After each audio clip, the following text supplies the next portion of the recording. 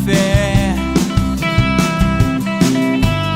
sem ao menos dar explicação,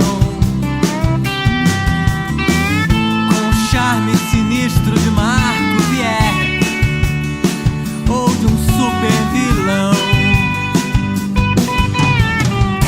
A tarde passa tranquila e tão lenta,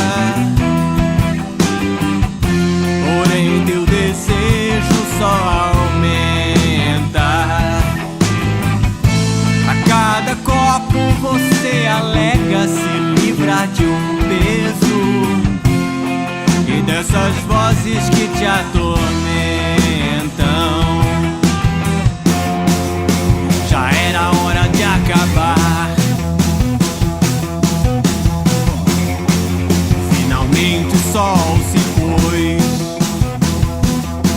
e ao relento pode descansar. Já era de se esperar, já era de se esperar. Olha em volta quem veio pra jantar.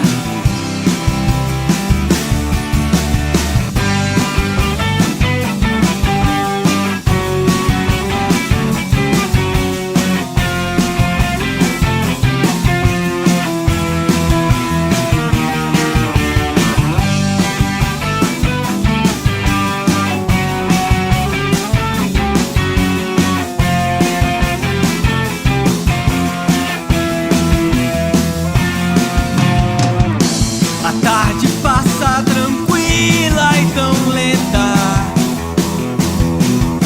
porém teu desejo só aumenta.